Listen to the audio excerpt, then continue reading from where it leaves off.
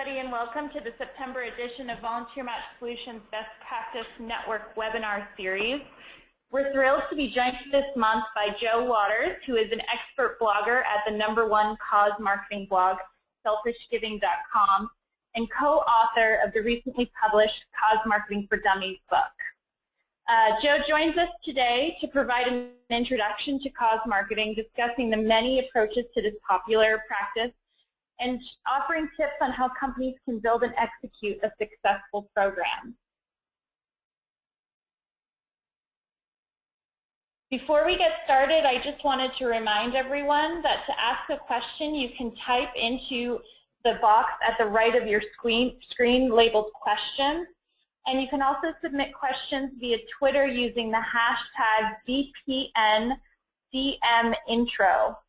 We're going to save about 10 to 15 minutes at the end of Joe's presentation to answer all that we can, and Joe is probably more than willing to follow up with any questions that we don't get to. So without any further delay, I'm going to hand the presentation over to Joe. Welcome, Joe.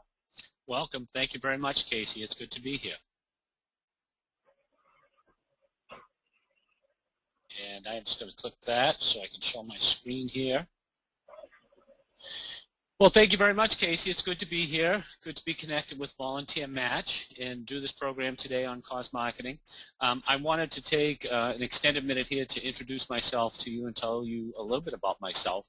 I am the former director of cause marketing at Boston Medical Center, which is a large hospital in Boston, but it certainly isn't the best known hospital. And I mention that because a lot of the practices that we came up with regarding cause marketing at Boston Medical Center were things that we discovered we could do even though we knew we weren't the biggest or best hospital in town. So I think a lot of the things that we'll be talking about today are applicable to a lot of institutions, regardless of size, regardless of competition, and we're excited to present them to you today. The second thing you should really know about me is that I am the founder and blogger at selfishgiving.com. I've been writing my blog since December 2004, so there's a lot of information there about cause marketing. And if you take a good look at the category section on the right sidebar of my blog, there's a lot of great categories that you can follow up with and read information about on cause practices, cause marketing journal, which is a lot of the things that I did while I was at Boston Medical Center, location-based cause marketing, which talks about things like Foursquare. So there's a ton of info there. For those of you who may want to read my blog essentially in book form, Cause Marketing for Dummies is a great option. It just came out, and it really represents my latest and greatest thinking on cause marketing. And finally, if you haven't noticed, I am from Boston. I'm a fan of all things Boston. And today is actually a really special day because I am 44 years old today. I had wanted to take today off, but Casey made me work. So thank you very much, Casey, for inviting me here. I really appreciate working on my birthday. But this is actually a lot of fun because cause marketing is a really important thing to me, so I'm more than happy to do the things I love on my birthday. So let's talk a little bit about what we'll be covering. The first thing is we'll be talking a little bit about what is cause marketing. We'll be talking about which types of cause marketing are best for you. We'll be talking about how do you find a partner for cause marketing, always a big challenge and dilemma for many nonprofits. Why you should offer your cause marketing programs for free, which is kind of counterintuitive, but is actually really important and strategic to raising lots of money with cause marketing programs. We'll also have lots of examples of success stories in cause marketing. We'll be talking about some of the ones I had at Boston Medical Center, but we'll also be talking about others. We'll be talking about how to put together an effective and cost-efficient cause marketing program. And this is a big concern for a lot of people when they jump into cause marketing, just how expensive is it to do. And the good news is it can actually be quite affordable. And finally, how do I keep my cause marketing partner happy and build on my success? I find the thing most frustrating with nonprofits sometimes is to find these nonprofits who have done one great cause marketing program but haven't really progressed to other opportunities with the same partner or with different partners. So we're going to talk about how you can build on that relationship, which is something that's really important because you always want to be growing your cause marketing program. So let's begin with talking what is cause marketing. Now, I mention this as a definition because there's a lot of debate out there about what exactly cause marketing is. So many people, when they talk about cause marketing, they're really talking about the marketing of causes. And then other people will lump everything associated with corporate giving to causes into cause marketing. I define it much more narrowly, and I call it cause marketing is a partnership between a nonprofit and a for-profit for mutual profit. And there's a couple key points there. Partnership is one of them. Partnerships are very important, and when we talk about partnerships, we're talking about equal work and equal reward for partners in a cause marketing program. And that's something that's really important because there are things out there like the Pepsi Refresh contest, which I really don't consider cause marketing. For me, that's a beauty contest, and that's more like a for-profit dangling a prize over a nonprofit, and then it's really about getting votes. That doesn't strike me as a partnership. That's why I wouldn't include it in cause marketing. And the whole idea of mutual profit, that this is win-win for both of them. And, you know, on the one hand, for the nonprofit, they hopefully raise some money out of it and they generate some awareness for themselves. And then with the for-profit, the main goal is about building favorability with their target audience so that they can drive sales at the register, which is really important. And I put the Starbucks Product Red logos there because that's one of the most well-known partnerships. You've probably seen it in Starbucks when you're there. This time of year, they have a bunch of items for sale that benefit Product Red. But in December, for World AIDS Day, they'll actually donate all the money they raise from beverages, actually at percentages like 5 cents a drink or something like that, which, as you can imagine, with all the Starbucks out there, equals millions and millions of dollars in something that's really effective. So it's a great example of a cause marketing pack. So what I wanted to show you is how cause marketing really works and how it differs from sponsorship. Now, the idea is that the nonprofit, represented on the left with my previous employer, Boston Medical Center, works with a for-profit, someone that we worked with, Finagle Bagel, which is a 9-store bagel chain in Boston, and they give the nonprofit access to consumers. And this is really important because this is where the opportunity is and where the money is. Now, if you took this relationship and you put Finagle first and Boston Medical Center in the middle, you would really have a sponsorship relationship because that's about a for-profit marketing through a nonprofit to its supporters. So if you have a walk, a ride, a gala, or something like that, you seek sponsorships for it. But when you do cause marketing, you're actually going through the business to target their consumers, and that's actually much more lucrative to you as an organization. So now that we've talked a little bit about what cause marketing is, and I've shown you a little bit how it works in terms of targeting consumers, I want to illustrate that point by talking about some of the very best cause marketing tactics that I've come across. And again, these are tactics that work for large organizations, they work for small organizations, and everything in between. I work for what I describe a mid-sized organization, and they work very well for us.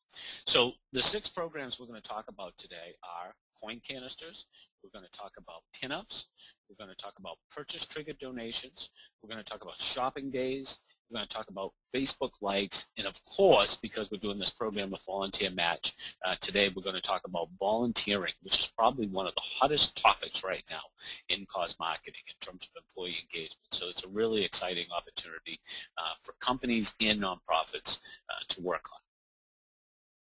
So let's talk about the first option with coin canisters. And this is a very basic, simple program that you can get started with a business. And I think my initial impression when I first started working with coin canisters, which was years ago for the Muscular Dystrophy Association, is that you really couldn't raise a lot of money with them. Well, the good news is that you can raise a lot of money with coin canisters, but they need to be used in the right environment. And that's something I've learned through the years and was best illustrated through a relationship I had with a bagel chain, who I mentioned earlier, Finagle Bagel, that had 9 store locations in the greater Boston area. In a little over 12 months, we raised $25,000 with coin canisters. I mean, it was just a really successful example and a program that really worked well in their business. And here's why. The first thing you want to look for when you're targeting a coin canister program are busy stores, right?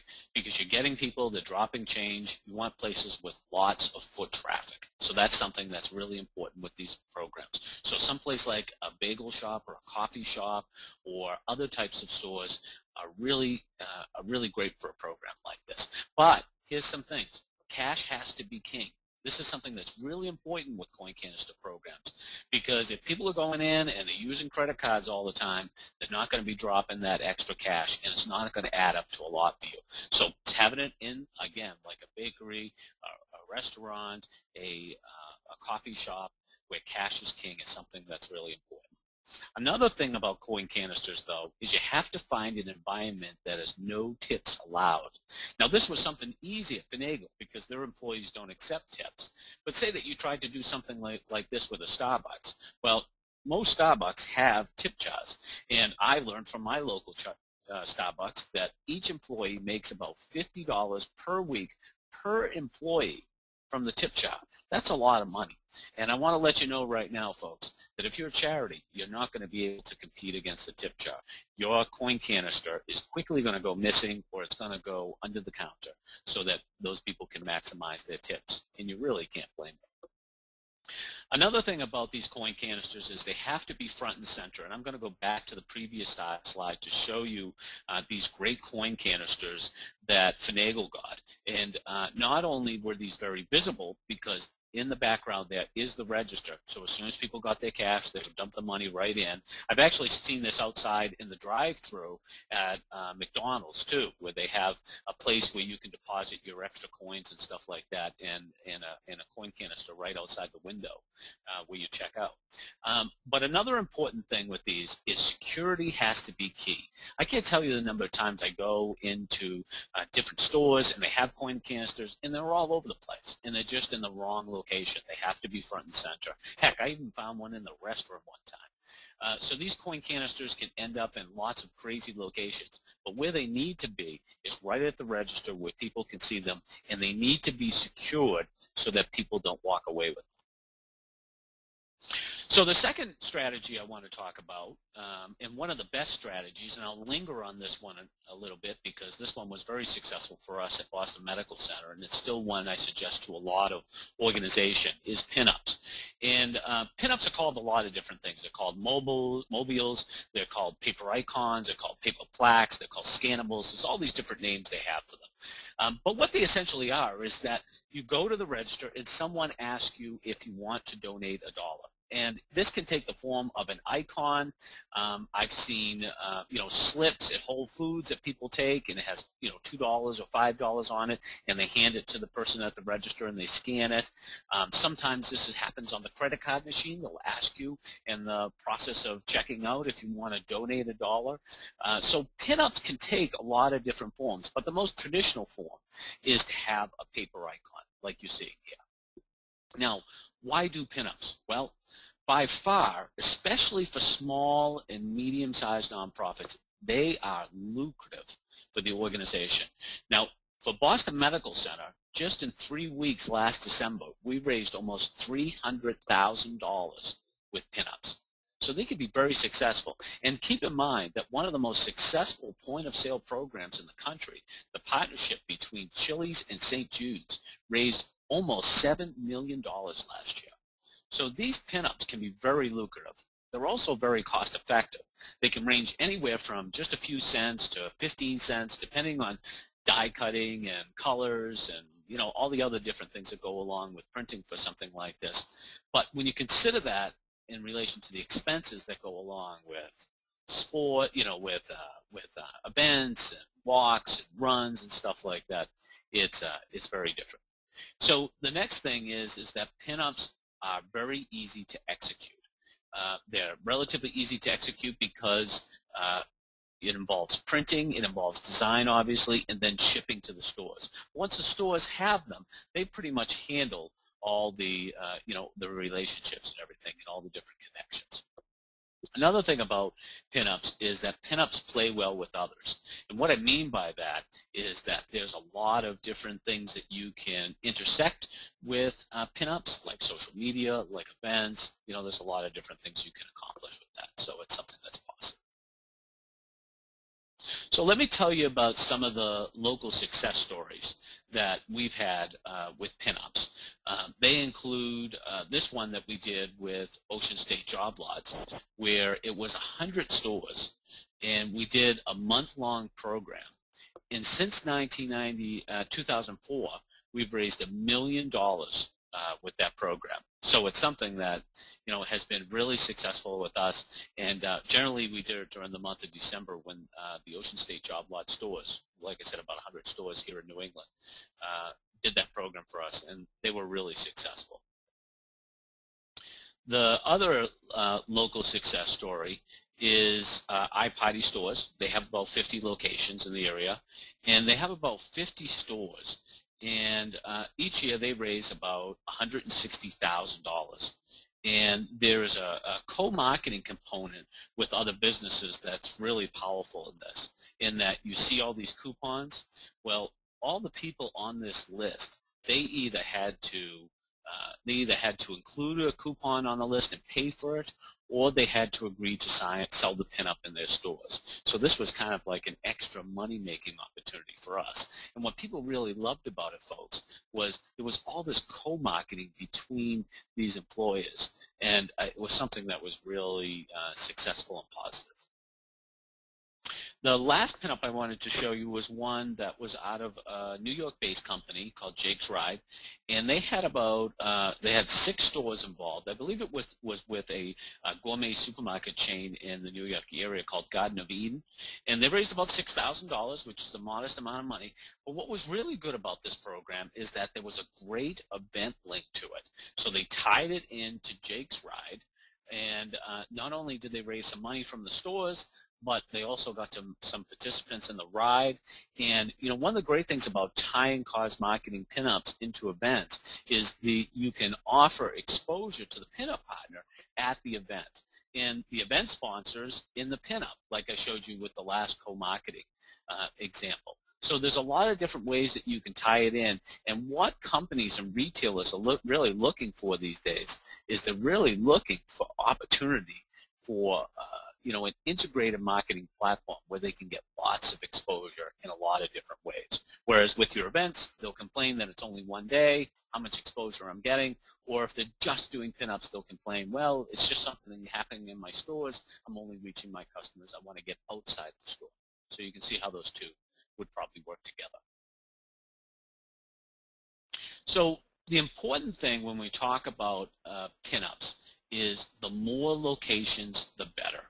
Okay, it's really a numbers game. So you know, when I talk about iPotty, you know, having 50 locations that raise about $160,000 a year, and then you have Ocean State Job Lots, another retailer we work with 100 locations, and they do $300,000 a year.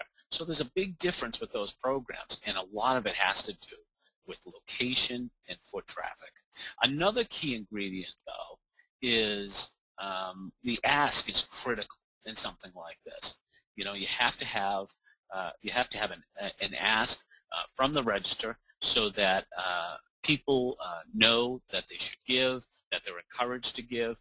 And when we look at programs that have an ask and don't have an ask, there's a huge difference between them. Whole Foods, great cause marketing programs, but they generally don't involve an ask at the register. So I've seen their programs locally here in Boston raise about $20,000. Compare that to Stop and Shop, which is a regional supermarket chain here in New England, and they raised $4 million for the Jimmy Fund with an ask at the register. So it's a big difference, and the ask is critical. The third option we're going to talk about with cause marketing is purchase-triggered donations. So this is when the consumer buys a product, and then the company makes a donation on behalf of the consumer to a charity. And we saw some great and some bad examples of this with the last Japan earthquake. This was a great example from our friends here in Boston, iPotty, and they did a great program where they took all the Chinese erasers in their stores, put them in one place like you see here, and 100% of the proceeds from the sale of these benefited the people of Japan. And I think they ended up donating like $8,000 from their stores to the people of Japan. So it was something that really worked well.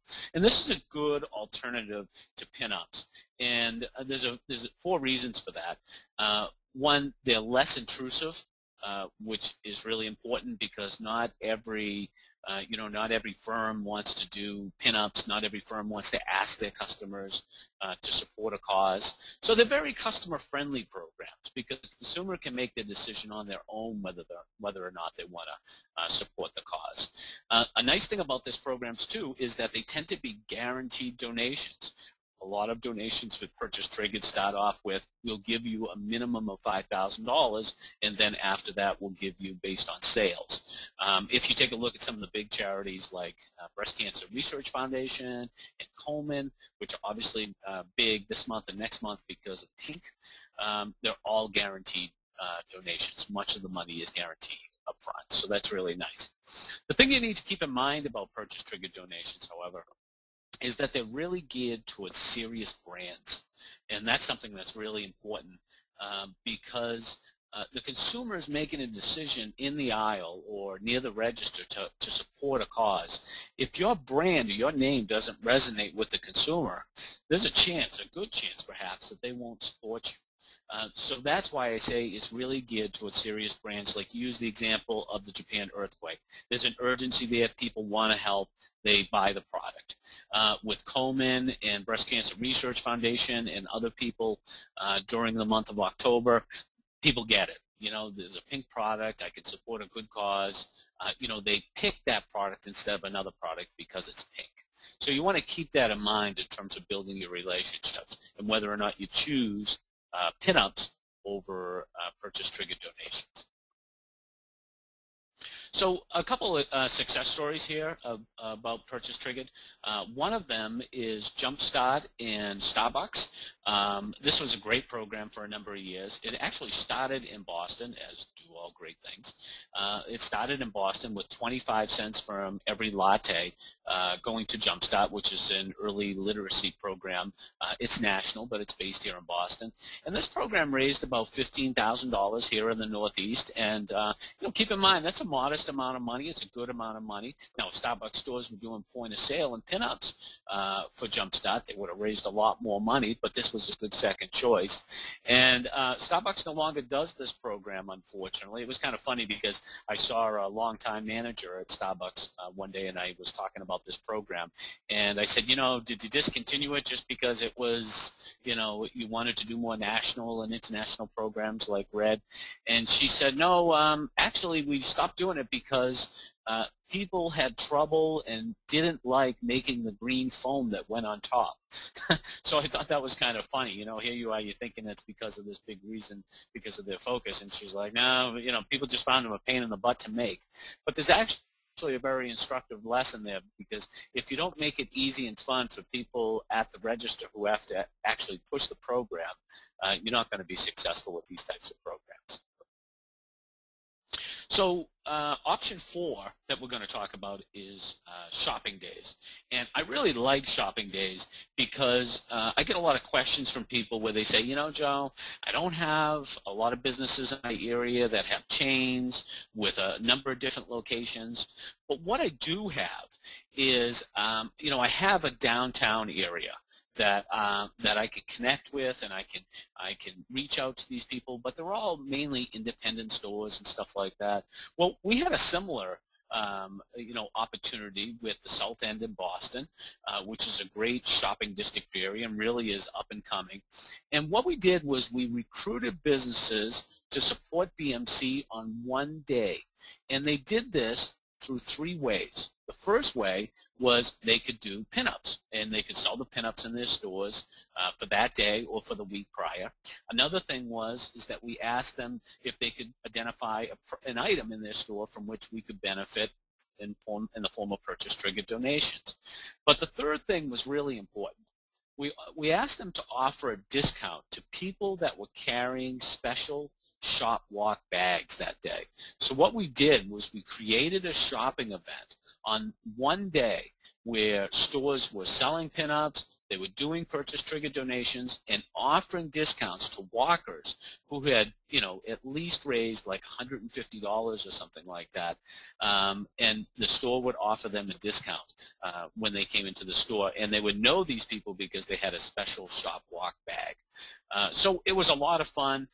We did the event for a year. We raised $20,000. Actually, the following year, we replaced it with a much bigger event called Halloween Town, which you can check out on my blog. And that took a lot more work, and we raised a lot more money from it. But I still like this idea of doing shopping days because, one, they're perfect for business districts. If you have a downtown area, you can take advantage of that. Another thing is you have the opportunity to really mash your forces. That's what you want to do when you're dealing with a lot of types of stores, but especially independent stores in a business district in a downtown area. You want to bring them all together and have them do something for you on one day, because that's when it's the most fun, it's the most rewarding, and you'll raise the most money. Another big thing about shopping days is turn it into an event. Get people walking, raise money from walkers, do a spin on a walk program, and, have them donate a minimum of $150, $300, $500 to get a special bag, and have some fun with it. And, what I really like about shopping days is they really have lots of moving parts. There's lots of interesting things happening with it that I really enjoy. And so it really gave the event a special feel.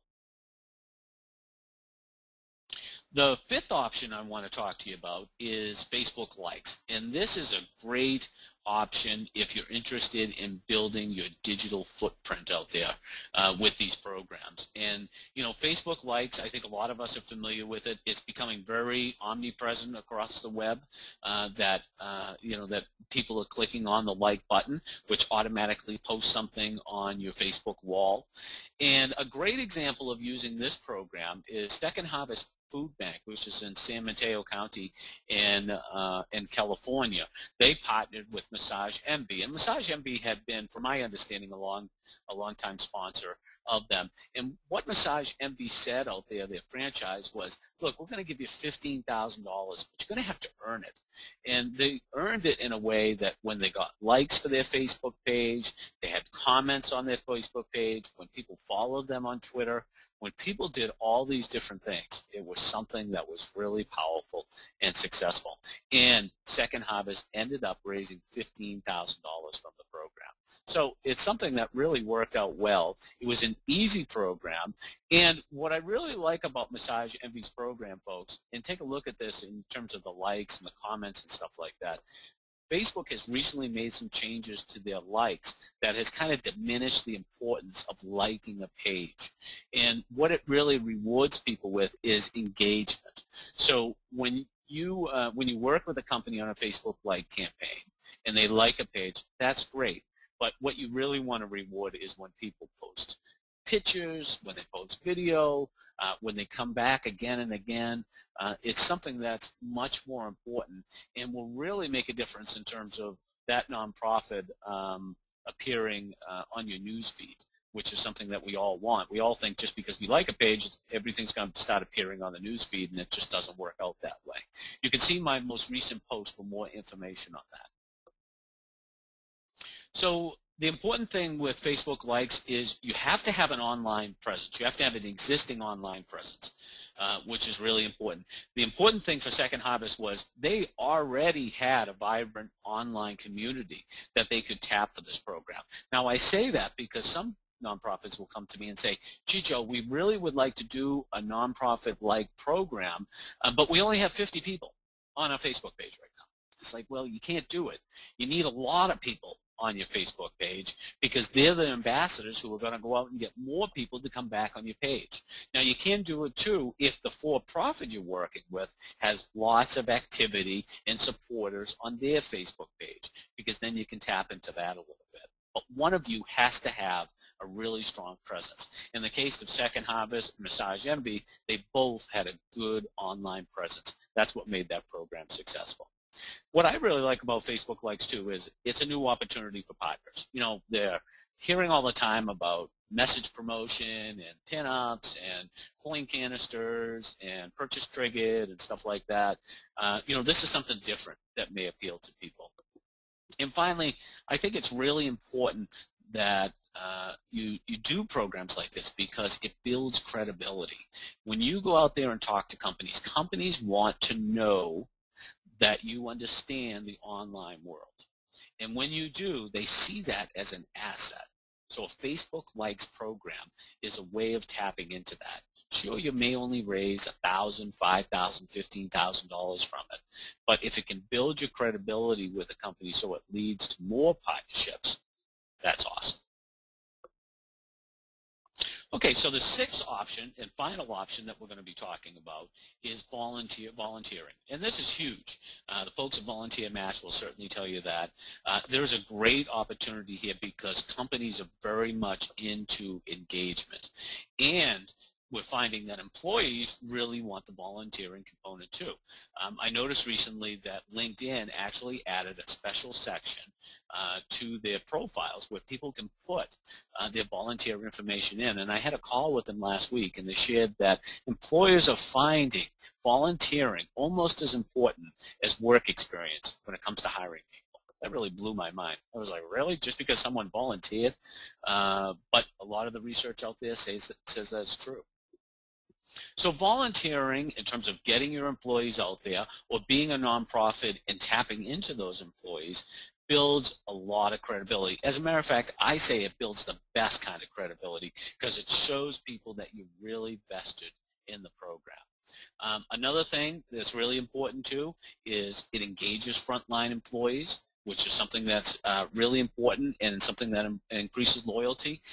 The stores that we worked with, that we even have done point-of-sale programs with, those people giving extra effort at the register meant a lot, and it actually built loyalty for those organizations in terms of their ability to retain employees. The other thing about volunteering is it really extends to customers. You know, when you can get your employees involved, that's great. What happens when you can bring your customers too, and bring your customers and your employees together on a volunteering project? Think how powerful that is and the types of connections that's made. And finally, you can really package volunteering with other opportunities. This is something that we used to do all the time. In working with companies on, say, a point-of-sale program like Canisters or Pinups, we would package in some volunteering opportunities. It was difficult at the hospital because of all the, all the shots you have to go through and all the different things that you have to go through nowadays, HIPAA, to work in a hospital setting. But we had a big event called Halloween Town. Again, you can find out more information on my blog about it. And we had 1,200 volunteers at the event. So we used to package those opportunities to corporate sponsors and present them with a more integrated opportunity, which is something I think they really appreciated. So now that we've talked about what cause marketing is, and we've talked about 6 of the best options out there for cause marketing, especially for small nonprofits, let's talk about one of the most challenging things, which is finding a partner. You have to find a partner. If you don't have a partner, you don't have a cause marketing program. So the way I like to talk about this, and I actually go into a lot more depth about this in my book, Cause Marketing for Dummies, is of the idea of prospecting circles, so that you're targeting supporters who are right in the center, people who have supported you before, people who have done things for you before. Those are the people that you really want to start with, those people who really know and support your organization. You know, despite the dozens of corporate partners we recruited at Boston Medical Center, it started with 2 supporters, and that was the CEO of iPotty and the CEO of Ocean State Job Lots. There were 2 companies that supported us. They did not support us as companies when I arrived. They supported us as individuals. But what we were able to do is to work our way out to contacts, which are people you know but don't currently support you, and prospects, or some people call them suspects. And we're really talking about cold calls, people that have no relation to you and your nonprofit and know nothing about you. Now, what I wanted to show you in looking at this bullseye is, let me show you how this worked for me at Boston Medical Center. The way it worked for me is you have someone like iPotty at the center, right? They're the supporter. And then in that first circle is where the contacts are that we connected with. Papagenos was someone that iPotty knew. Staples was a vendor at the hospital. We spent $2 million a year with them. It didn't give us the right to land a cost marketing program with them, but it got us in the door with their marketing people so that we could talk to them. All these different relationships were created by people that we knew but didn't have a relationship with in the second circle. And then in that outer circle, you actually see the people that we cold called, including Finagle, including Zipcar and Valvoline, that had no knowledge for us. But here's the important thing. We didn't recruit those people early on. We recruited them after we had developed a relationship with iPotty, Staples, and Papagenos, and when we went to that outer circle, we were able to use our experience and successes with those people to connect them to our cause and raise money. So when we went out to someone like a Valvoline, they said, wow, that's fantastic that you guys work with iPotty. We want to work with iPotty because at Valvoline, we have lots of moms and kids coming into our stores. So we would love to work with a fun, interesting store like iPotty. And indeed they did. And it was something that was very successful. So that's how it worked for us in terms of the prospecting circles. And again, there's a lot more information about how you work those in my book. Another thing I want to emphasize is, in addition to finding a partner, I want to emphasize why cost marketing programs should be free. Now, of the 6 options that I presented to you, none of those are programs that you want to go in and sit across a desk with a corporate partner and say, you have to pay X number of dollars to participate in that program. Because at the end of the day, the opportunity is not in the company. The company is just a conduit to the customer, where the real money is. So when you go in and you insist that companies pay for their cause marketing programs, you're actually putting a paywall up that prevents you from accessing the most successful thing of all, the most lucrative thing of all, which is the customers. Okay, that's why you really want to get at that. And something I want to mention too is I've written a number of posts on this on my blog, and you can search on it under Free is for Me. And there's a couple different posts there that talk about the importance of offering things for free. And you can also pick up Chris Anderson's book, Free, which also has a lot of great data and insights into why you want to work with freemiums. But these programs should be free. And think about, too, what a competitive edge that gives you. Because there are people going into these companies all the time asking them for money.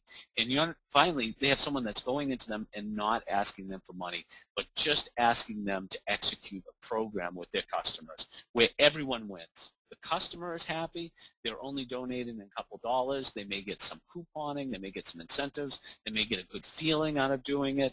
The company wins because they're doing a great job for the nonprofit. They're raising the most amount of money, and they're also enhancing their favorability with their target audience. And, of course, the nonprofit wins because they're raising money for it in a very affordable way and generating awareness for themselves. So how do you get to yes? This is a big question I get.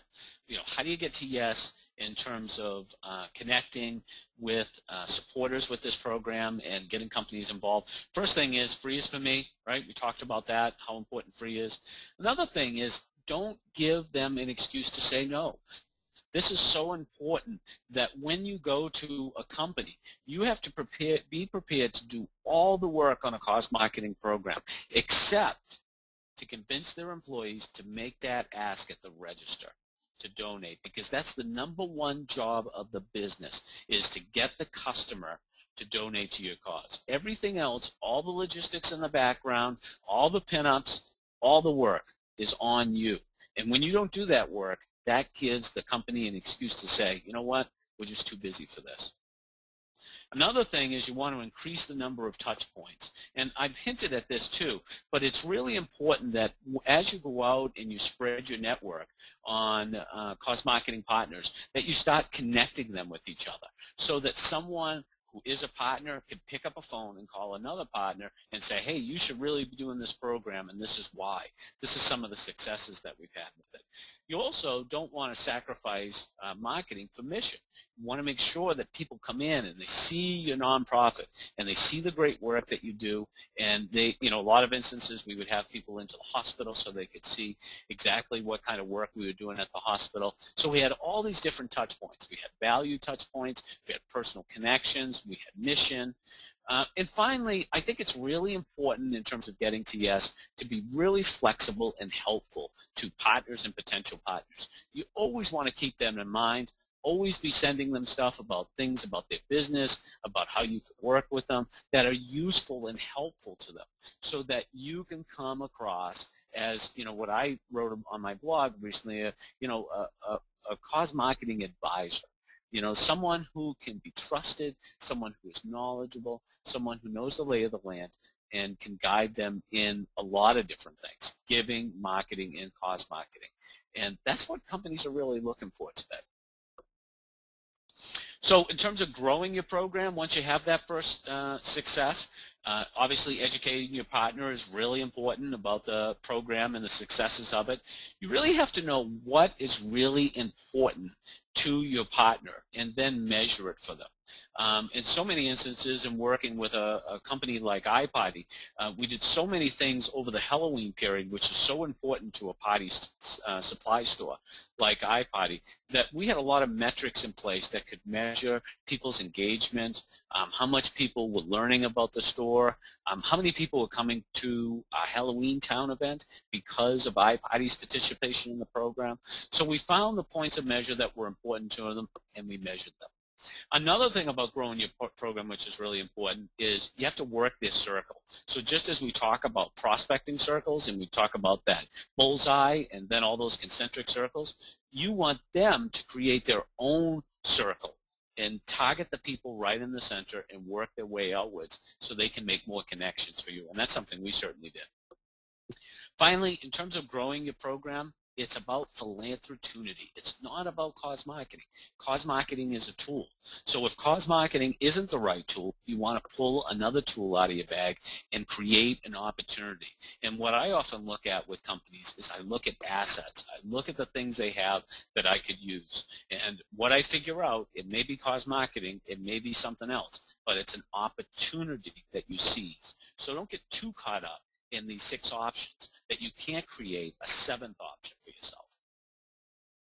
So for more information about cause marketing and what I do, you can check out my blog, selfishgiving.com. And up in the upper right-hand side of the blog is an email where you can plug your email in and get my newsletter, which I'm happy to send to you every other week. Another option, of course, is to buy the book, Cause Marketing for Dummies. And the good news is when you send me your receipt, generally from Amazon is how people do it. They just forward it to me to book at selfishgiving.com. I got some extra bonus materials for you, including a couple audio recordings of topics I've done for Cause Marketing Forum on things like Pinups and technology tools for cause marketers. So there's a lot of opportunity there, and it's very good. And finally, I want to leave you with my 6-figure cause marketing program. If you're listening to this program and you're really committed to growing your cause marketing program and you see some opportunities, especially with point of sale, which I define as kind of coin canisters and pinups and stuff like that, you may want to consider my 3-part program, 6-figure cause marketing, which really goes into detail about how to execute those programs and raise money from them. And as you can see on the page here, there's just a few comments about what people thought about it. So that's it on my part. I'm going to turn things over to Casey. Joe, thank you so much. We have several questions that have come in, so if you're ready for them, I'm going to get started on those. Okay. The first one that came in was about, thinking from the corporate perspective and specifically local businesses. They are often, approached by several local nonprofits to support their nonprofit programs. And, what should the criteria be that a company should keep in mind when they're trying to evaluate which one of these to actually partner with and create a program with? Well, I think the most, it's a great question, and I think that, the most important thing is, a company wants to identify with a cause with which they have a passion. I mean, that's really important because, it takes a lot of work and, and it takes a lot of effort to do a cause marketing program. So you want to make sure that it's something you're passionate about. But if you're comparing basically three organizations, what I would really look at is their experience with marketing in general, their ability to market themselves and others. I would look to see if they do any cause marketing. And the third thing I would really look at, Casey, is social media. Are they involved, engaged with social media so that they understand the value of the online conversation and one of the most important marketing tools that nonprofits have. Great, thanks, Joe. The next question is a really fun one, and one I'm sure you hear all the time. The magic question of dollar amount or percentage amount. How much should a company invest in a cause marketing program? And is there like a minimum or a maximum? And I know this is something that I've seen a lot over the years, and I'm really interested to hear your perspective on what you think it takes to create a successful partnership. Well, I think in terms of, how much should a company invest in a cause marketing program, a company shouldn't invest anything. I think if they're with the right partner and they both understand the value that comes from cause marketing and reaching out to consumers, the company should actually be putting in very little. That said, though, I also think that companies, good companies, are donating back to these organizations. I mean, I profile like Finagle and Ocean State Job Lots and iPotty, and one of the things I want to mention is that in addition to raising, millions of dollars for my organization, their CEOs are big contributors to the hospital. Ocean State Job Lots in particular supplies all the food for our food pantry in Boston. They provide all the winter jackets for our patients in the winter. And, so there's a lot of other things that they do in something like that. But I think when it comes to cause marketing and executing either purchase triggered or percentage of sale programs, the investment by the company should be modest, if nothing. And then, so what would you say? Because we talked a little bit about, you talked a little bit about in-kind donations there, which would be giving products or services for free. We talked a little bit about what I like to call other people's money, or OPM, which is, yep, encouraging the consumer to, donate $1 or $2 at point of sale. But when we're talking about those kind of promotions where, you buy a product and a percentage of that goes to the cause or the nonprofit partner, have you seen a trend about what a best practice would be for what percentage or what amount the company should give on those? Well, that really varies widely, and it's kind of interesting about what the right amount it is, Casey, because from the Japan earthquake that a lot of companies were criticized because when they tried to do purchase-triggered programs where, you buy a $25 product and they were given a dime or something like that, and they got slammed because people said, how can you just give a dime to the dire cause, That's why I think in the particular instance with iPotty, where they were donating all the money from the sale of those Japanese races to the people of Japan, they set the bar very high for themselves, and it's what their consumers expect. So I think you really have to look at every situation and say, what is appropriate. I mean, it's kind of like with McDonald's too. McDonald's is criticized a lot because when they sell their Happy Meals, only a penny goes to the Ronald McDonald House. And people have said, wow, just a penny. Of course, that adds up to a lot of money because they sell a lot of Happy Meals. But the perception of that is very bad. All right, that leads nicely into another question that we got that I know that you'll really enjoy, kind of in light of the fast food scenarios of cause marketing. How do you combat cause washing? And I'm thinking specifically about some of the commentary that you led around the KFC promotion with Komen, Buckets for the Cure. In what kind of ways can companies safeguard themselves against being pinned as a cause washer? Yeah, I think the big thing there is, sincerity and authenticity.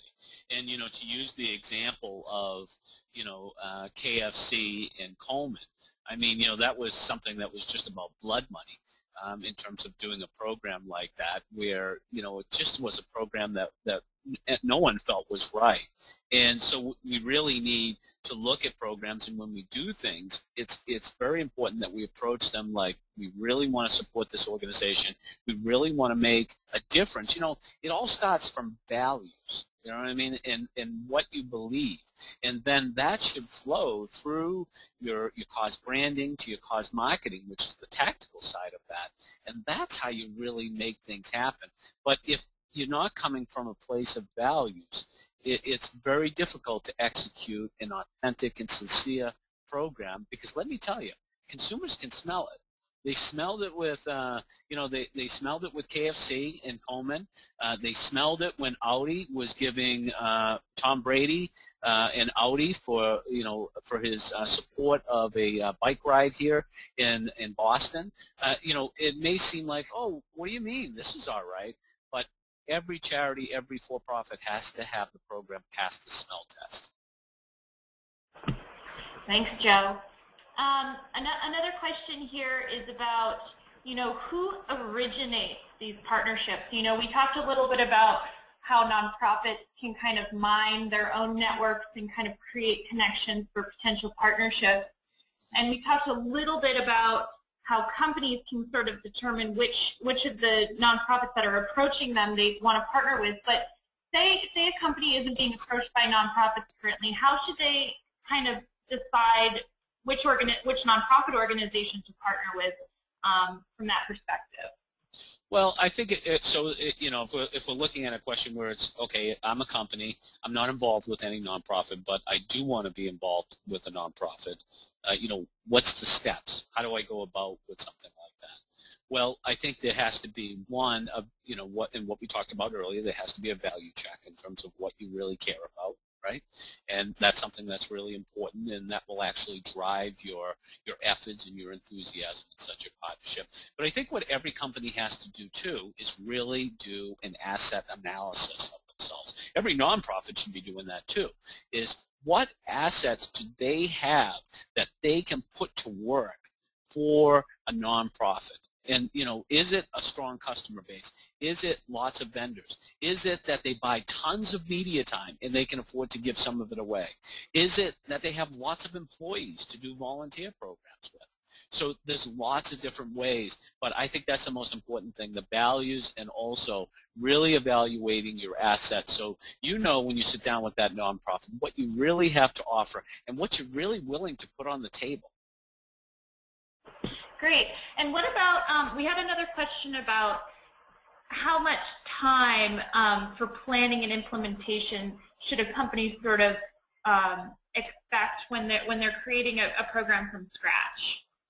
Well, I think, it depends on the type of program that you're doing. I mean, when we were out in Boston here pitching point-of-sale programs, which are either coin canisters or pinups, I mean, you don't need a lot of lead time there. I mean, you're probably talking, 6 to 8 weeks or something like that you can do to do a program. But I'm coming at it too from a real tactical perspective in terms of going into businesses and doing, maybe one program a year or a couple times a year. But, if you're really thinking about after that asset analysis and you sit down with a nonprofit, you could take a good 3 to 6 months anyway and really go through and create programs that start at the very top of your company and run to the very bottom and everywhere in between. To create those opportunities. So I would give it definitely on the corporate side as a small business owner a good 3 to 6 months to set everything up. Because if you do it well the first time, I think you'll be really happy with the results. Whereas if you do it kind of piecemeal, it can work because I've done it before myself, but it's not as effective. Great. I think we have time for just one more question, and I'm choosing one from the pile that I thought was pretty cute, Joe, which somebody wanted to know, what are your favorite pinup campaigns and why? Yeah, what about my favorite pinup campaigns? Well, outside of the ones I did, I think, well, one of my favorites is, I started my career with Muscular Dystrophy Association, and their shamrocks. I mean, pinups have been around forever. They've been around since the 70s. Muscular dystrophy was really a trendsetter. As a matter of fact, Jerry Lewis was a real trendsetter in cause marketing, and he's not really identified in that role, but he was something that was very important. But shamrocks, which are sold in February and March to support MDA, are something that were ahead of their time and something that I often refer to. Another one that I think does a really good job, a really modern example, is Thanks and Giving. And that's St. Jude, and they do a great point-of-sale program. And what's good about them is they do the offline pinups, but they are also very adept at doing things at the credit card machine.